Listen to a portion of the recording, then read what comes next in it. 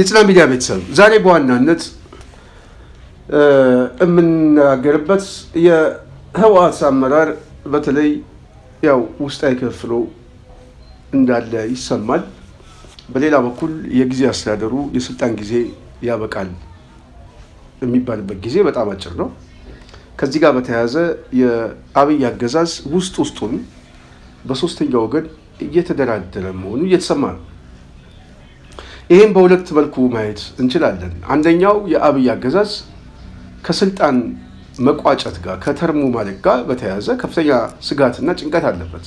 መንግስት ለመመስረት ትግራይን ሳያካትት፣ አማራ ክልልን ሳያካትት፣ በከፊል ኦሮሚያን ሳያካትት የአብይ አገዛዝ ምርጫ አድርጌ መንግስት መሰርታለሁ የሚል የሌጂስመሲ ጥያቄ አይኖረውም። ምንም ጥያቄ የለውም። የሚያወጣቸው ህግና ፖሊሲዎች ሁሉ ተፈጻሚ ሆኑም ጦርነቱም እየቀጠለ ነው የሚመጣው።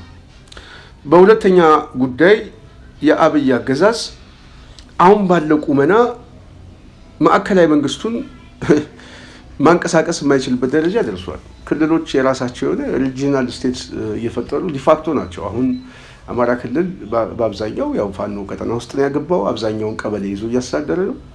ትግራይ ክልል እንደምናውቀው ሙሉ ለሙሉ በህወሓት የተያዘ ነው። ኦሮሚያ ላይም ያው የኦነግ እንቅስቃሴ የሚታወቅ ነው። በተለይ በዚህ አሁን በአፋር በኩል በሶማሌ በኩል ያለው እንቅስቃሴ አጠቃላይ ጦርነቱ ከበባ ውስጥ የገባ ማዕከላዊ መንግስቱ አዲስ አበባ ላይ የተቀመጠ ብቻው ነው። በሌላ በኩል በተለይ አሁን የአዲስ አበባው መንግስት ከዚህ ምርጫ ጋር በተያያዘ ብቻ ሳይሆን ዓለም አቀፉ ቀውስ አሁን ጦርነት ማድረግና በጦርነት ያለውን ከበባ ማስቆም አይችልም። ስለዚህ ብቸኛ ምርጫ ያለው መደራደር ነው። ለመደራደር ደግሞ የሚፈልገው በአንጻራዊነት የሚፈልገው ከአማራ ኃይሎች ጋር ሳይሆን ከቲፒኤልኤፍ ጋር። ከአማራ ኃይሎች ጋር መደራደር አገዛዙ በራሱ የስልጣኑን እድሜ የሚያሳጥረው፣ ምክንያቱም ስልጣን ላይ የሚቀጥልበት እድል የለውም የሽግግር መንግስት መስርት። ስለዚህ ከቲፒኤልኤፍ ጋር ግን ለመደራደር ግን ከቻልኩኝ ቢያንስ ስልጣን በማጋራት አሁን ያለውን ስርዓት ማስጠበቅ እንችላለን። ይሄ ደግሞ በተለይ ደግሞ አማራው ብቻውን ተንጠልጣይ ሆኖ እንዲቀመጥ ካደረግ ነው በተወሰነ መልኩ ስልጣን ከነሱ ጋር ተጋርተን እድላችንን እናስቀጥላለን የሚል ያሰላለፍ ለውጥ ለማምጣት ከመፈለግም ይመጣል ብዬ አስባለሁ። እንደዚህ አይነት ስሌቶች አሉ። ስለዚህ የቲፒኤልኤፍ ኃይሎች ሁለት የትግል ፍላጎቶች አሏቸው እኔ እስከሚገባኝ ድረስ። አንደኛው ስር ነቀል ለውጥ የሚባለውን አይቀበልም። በአስተሳሰብ ደረጃ በመዋቅር ደረጃ ይህንን ስርዓት ማፍረስ ሳይሆን መንግስቱን ማፍረስ ነው፣ የመንግስት ለውጥ ማምጣት እንጂ የስርዓት ለውጥ እናመጣለን የሚል አመለካከት የለውም። በዛ ደረጃ የሚታይ ሀሳብ የንድፍ ሀሳብ ትንተና የለውም። በልሂቃንም ደረጃ እንደዚህ አይነት ዲስኮርስ የለውም። ኦህዴድ ደግሞ በስርዓቱ ጉዳይ ላይ በዚህ ስርዓት ቀጣይነት ጉዳይ ላይ ከአማራው ኃይሎች ይልቅ ቲፒኤልኤፍ ስትራቴጂክ የሆነ ወዳጅ ነው ብሎ ያስባል።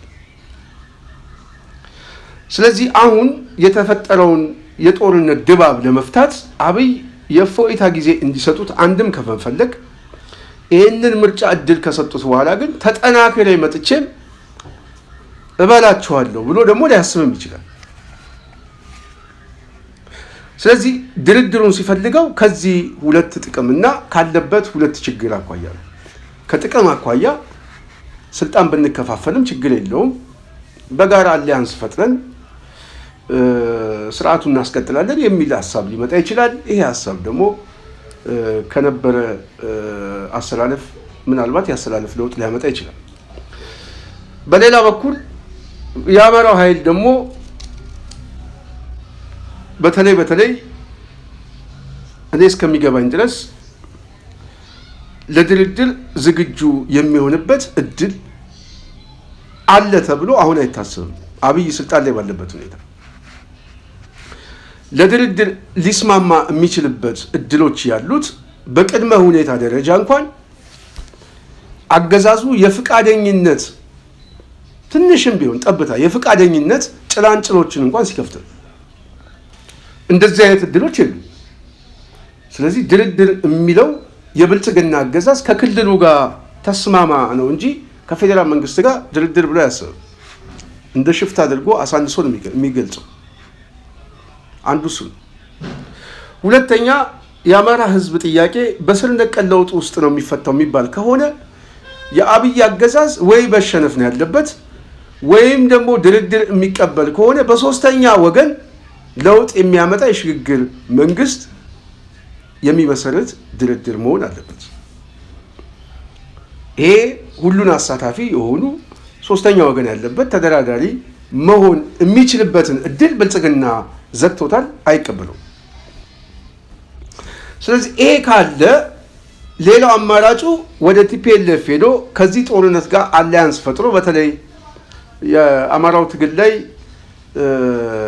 አብይ በጣም ስጋት ያለበት የተለያዩ ኃይሎች የተለያየ ፍላጎት ቢኖራቸው ቢያንስ ግን የሆነ የጋራ የጠላት ወዳጅ የሚል አሰላለፍም አደጋ ነው ብሎ ያስባል። በሌላ በኩል ደግሞ የተለያዩ አሰላለፎች ደግሞ የጠላት ወዳጅ ነው ቢባልም በአፈጻጸም ደረጃ ደግሞ አሁንም ያልጠሩ ምልክቶች እንዳሉ ሰሞኑን ቲፒኤልኤፍ ለድርድር ተቀምጧል የተባለው ጉዳይ ጥሩ ማሳያ ይመስለኛል። ስለዚህ አንዳንድ ጊዜ በራስ ቁመና ላይ የተመሰረተ አጥቂነትና አሰላለፍ ጠቃሚ ነው ሊባል የሚችለው ከዚህ ሁኔታ ስናይ ነው። ኦኬ እሺ፣ ይህንን ቲፒኤልኤፍ ከተቀበለ ምንድን ነው የሚፈጠረው? ሁለት ነገር ይፈጠራል። አንደኛው ከሻዕቢያ ጋር ያለው አሊያንስ እና ታክቲካል አሊያንሶቹ ሊበጠሱ ይችላሉ። በሌላ በኩል ከማዕከላዊ መንግስቱ ጋር ሊፈጠር የሚችለው አሊያንስ ደግሞ አጌንስት የሆነ አሰላለፍ ምናልባትም ብልጽግናን የሚቀላቀሉ ኃይሎች ከሚመሰረተው መንግስት ጋር ሆነው አጌንስት አማራ ሆነው ሊመጡም ይችላሉ። ስለዚህ እነዚህ ኃይሎች በድርድር በጥገናዊ ለውጥ ይህንን ስርዓት እናስቀጥላለን የሚል አቋም ካላቸው አንድ በግልጽ መምጣት፣ ሁለተኛ የአማራው ኃይልም ይህንን እንቅስቃሴ ገምግሞ የአሰላለፍ ለውጥ ሊመጣ ይችላል፣ የአሰላለፍ ለውጥ ከመጣ የራሳችን ቁመናስ እንዴት ነው የምናሳድገው የሚለውንም ግምገማ ሰርቶ መምጣት አለበት ብዬ አስባለሁ። ካለበዛ አንደኝነት ከዚህ በፊት አንድ ፕሮግራም ሰርቻለሁ፣ አንደኛ መሆን እንጂ ሁለተኛ አንሆንም የሚል በተለይ አርበኛ የተናገረውን አስታኬ ማለት ነው። ይሄ ነው ስጋቶች የነበሩት። ይሄ አንተ ፈልገው ሳይሆን አንደኝነት የሚመጣው አንደኝነትን የሚፈልገው ኃይል ሊቀድም ይችላል ከራስ ቁመና ከራስ የፖለቲካ ትንተና ስለሚመጣ ማለት ነው። አስልቶ ነው የሚመጣው። ብልጽግና ያሰለዋል፣ ኦህዴድ ያሰለዋል፣ በተመሳሳይ ቲፒኤልኤፍም እያሰለው ድርድሩ ተጨባጭ ከሆነ ስሌት ውስጥ እየገባ ነው እና ይሄ ስሌት ያዋጣኛል ብለው የሚያስበው ከሆነ ሊቀድመው ይችላል። ከራስ ቁመና አቅም ግን የሚመጣ ኃይል ግን ከሆነ ግን ካገዛዙ ጋር አብረን ተደምረን እየወደቀ ካለው ጋር ተደማሪ ሆነን አንመጣም ብሎ ያስባል። ሁሉም የየራሱ የሆነ ቁመና ነው የሚፈጥረው። አሁን ትልቁ ችግር ይሄ ነው። በተለይ እኔ ብዙ ነገር የምመለከተው መጓተቶችና የራስን አቅም ማሳደግ ላይ በጣም ክፍተቶች አሉ። በተለይ እኛ አካባቢ ያለው የፖለቲካ እንቅስቃሴ ተጎታች የሆነ የሰፈር ፖለቲካው ምኑ ጠስጥዞት አሁን ደግሞ ሌላ አዳዲስ ነገር ደግሞ እየተሰማ እንደሆነ ግልጽ ነው። ይሄ በአጠቃላይ ወደኋላ የሚያስቀረው እንደዚህ አይነት አመለካከት። ስለዚህ የጽናት ሚዲያ ቤተሰብ የቲፒኤልኤፍ አጀንዳ በተጨባጭ ድርድሩ ከአብይ አገዛዝ ጋር የሚያደርግ ከሆነ ስሌቶቹ እየተቀየሩ እየመጡና ያሰላለፍ ለውጦችም ሊኖሩ እንደሚችሉ ግልጽ ነው ማለት ነው። አብይ ደግሞ የመጨረሻ ዕዳ ውስጥ ሲገባ፣ ውጥንቅጥ ውስጥ ሲገባ በተለይ አማራውን ነጥለን ለብቻ ማጥቃት አለብን ብሎ ወዴት ሲያስብ ሰጥቶ የመቀበል የፖለቲካ ጨዋታ ከቲፒኤልኤፍ ጋር በመጫወት ነገሮችን ለውጥ እችላለሁ ብሎ ሊያስብ ይችላል። ያው የወልቃይት ጉዳይ የምናምን ጉዳይ የሚሉትንም ያው አየር ላይ ሊያንሳፋቸው ይችላል። መጨረሻ ላይ አብይን አምነን እንቆማለን ያሉ ሰዎች ሁሉ እንደሚንሳፈፉ ግልጽ ነው። ይሄ ማሳያ ስለሚሆን ማለት ነው። ስለዚህ እዛ አካባቢ ያለውን ፖለቲካ ተጨባጭ ግምገማ መስራት ያስፈልጋል የሚል ሁኔታ አለኝ። አሁን ጥሩ አጋጣሚ በተለይ ለታጠቁ ኃይሎች ተፈጥሮላቸዋል። አንደኛው ይሄ የአገዛዝ ስርዓት ነዳጅም አጥቷል፣ ገንዘብም አጥቷል፣ መዋቅራዊ ፍርሰት ደርሶበታል።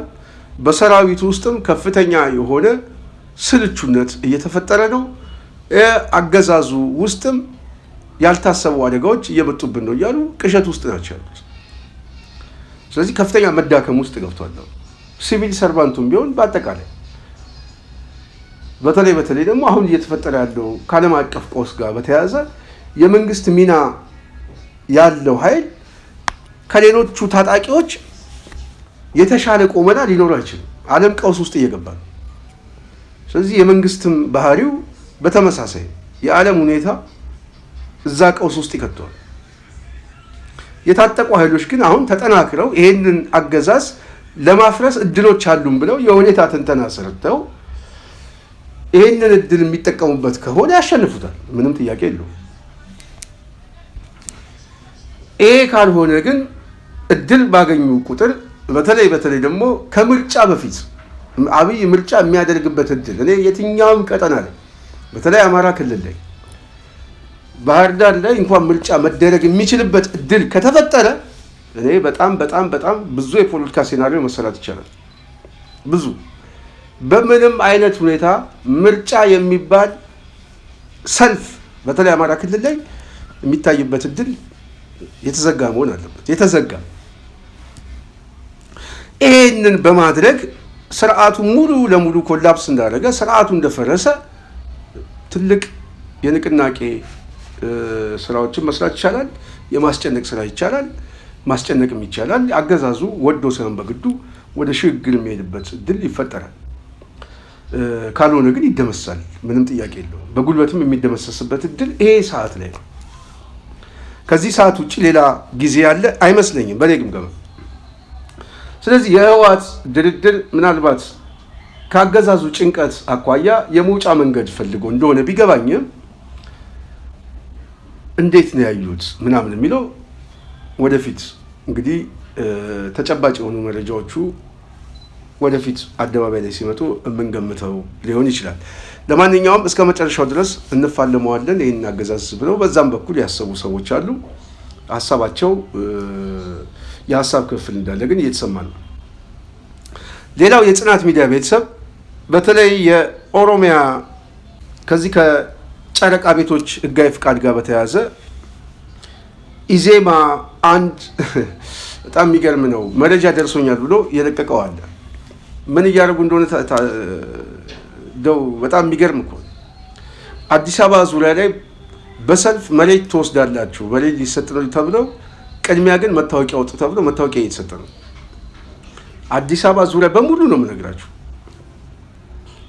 እያንዳንዱ ሰው ቅድሚያ መታወቂያ ወሰዱ፣ ከዛ በኋላ ቤት ይሰጣቸዋል ተብሎ በሁሉም አካባቢዎች ላይ ግፊያ ነው ያለው። ሰው ተሰልፎ መሬት ለመውሰድ ማለት ነው። እና ምን እየተጫወቱ እንደሆነ አስቡት ማለት ነው። ምርጫውንም ማን መራጭ ሆኖ አዲስ አበባ ላይ ሙሉ ለሙሉ የምርጫ እንቅስቃሴ ውስጥ አስገብቶ ጠቅላይነቱ እንዴት ሊሄዱበት እንደሚፈልጉ ማየት ይቻላል። በሌላ በኩል አሁን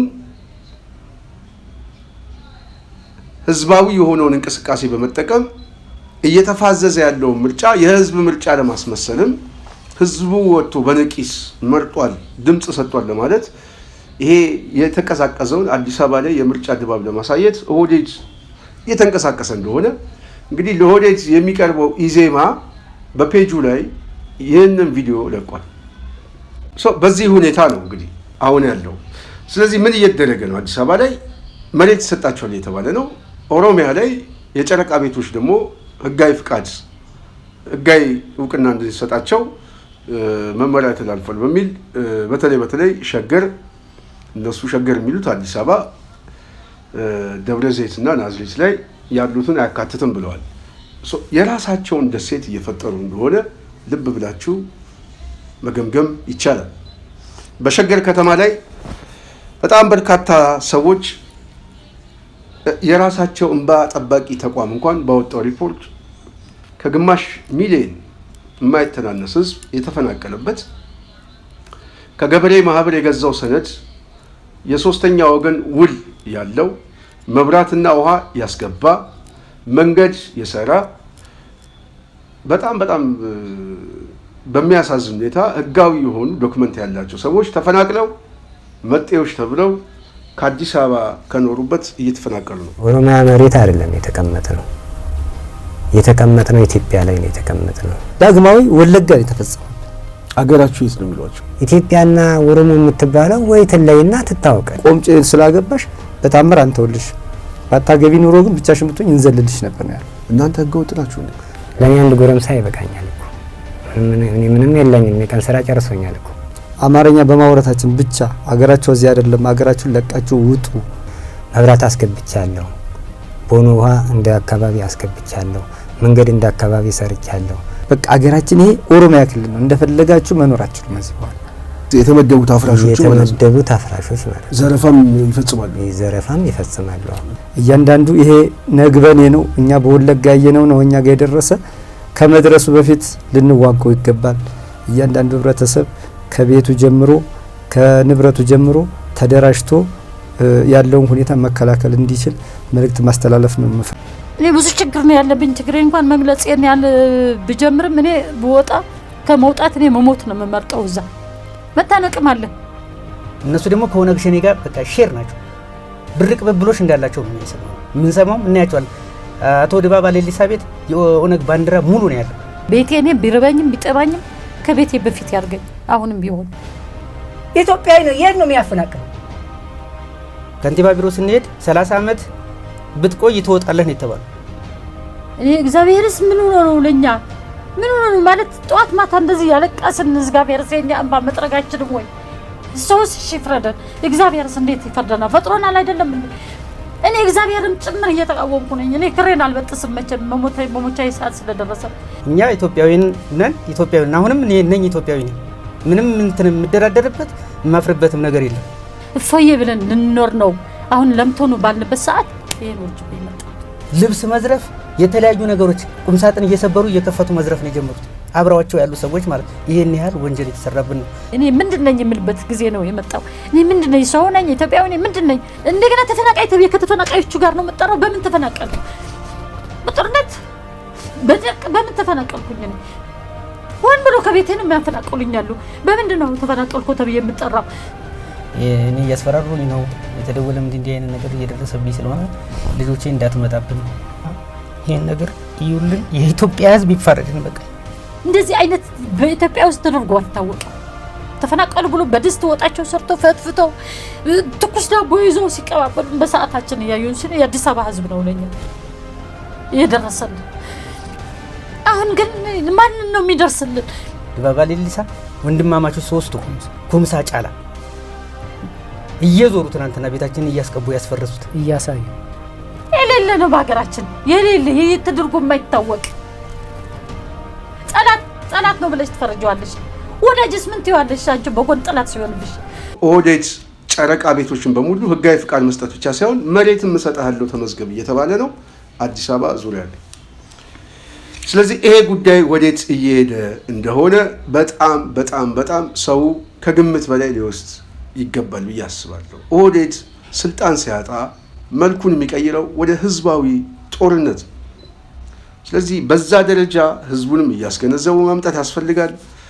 የለውጥ ኃይሉም ደግሞ የሚታገለው ኃይል ነገሮቹን የሚያይበት መንገድ ሰፋ አድርጎ ማየት ያስፈልጋል። ይሄ ቡድን እኔ በኢትዮጵያ ውስጥ የመጨረሻ ነው ብዬ ነው የማስበው።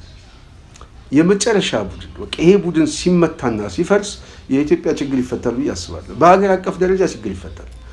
የአማራውም ጥያቄ ይፈታል። የትግራዩም ህዝብ ጥያቄ የሚፈታው ከዚህ ቡድን ውድቀት ጋር። ስለዚህ በተለይ ይሄ ጉዳይ ያገባናል የሚሉ ኃይሎች ይሄንን ስርዓት ከመጣል ውጪ ሌላ ምርጫ የለንም ብለው ማሰብ አለባቸው። ይሄንን ስርዓት ደግሞ በመጣል ሳይሆን እውነተኛ የሆነ ስርዓት ደግሞ ለመፍጠር ከወዲሁ በህገ ልብ ሆነው ማሰብ አለበት ብዬ አስባለሁ። በቃ ከዚህ በኋላ አይቻልም፣ ጨፍልቆ መግዛት አይቻልም። የማንንም መብት ረግጦ ስርዓት መፍጠር አይቻልም። ህዝቡ ነክቷል፣ ተደራጅቷል፣ የጥይት ባሩድ ሸቶታል፣ ተለማምዷል፣ ሞቱንም ግድያውንም ተለማምዷል። ስለዚህ የተራዘመ ጦርነትና ያው የእርስ በርስ ውጊያ ማስቀጠል እንጂ ሌላ ለውጥ ሊያመጣ እንደማይችል ተጨባጭ የሆኑ ጊዜዎችን ያሳለፍን ይመስለኛል። ስለዚህ ከዚህ በኋላ ይህንን ስርዓት መጣል ብቸኛ ምርጫ ነው። ከዛ በኋላ ግን እውነተኛ ስርዓት ለማምጣት ራሳችንን ማዘጋጀት እንዳለብን ይሰማኛል። ለማንኛውም የጽናት ሚዲያ ቤተሰብ የአብይ አገዛዝ በተለይ አዲስ አበባ ዙሪያ ላይ እያደረገ ያለው እንቅስቃሴ ሁሉ ያው ከህዝባዊ እምቢተኝነትና ቁጣ ፍራቻም የመጣ እንደዚሁም ከምርጫው ሁኔታ ጋር ከአብይ የመንግስት ቅቡልነት ማጣት ጋር የመጣ እንደዚሁም ከጦርነቱ ሁኔታው ጋር አብሮ የመጣ አዳዲስ ሁኔታዎች እንግዲህ መልኮቹ እየተቀያየሩ እየመጡ እንደሆነ ማሳያ ናቸው። በዚህ ጉዳይና በሌላ ጉዳይ ላይ የተከታተልን አዳዲስ ሀሳብ ሲኖር ወደ እናንተ እናመጣለን። የዛሬ ፕሮግራሙን ያዘጋጀውላችሁ እኔ ስንታየው ቸኮል ነኝ። እስከ ፕሮግራማችን ድረስ አብራችሁ ስለቆያችሁ ከልብ አመሰግናለሁ።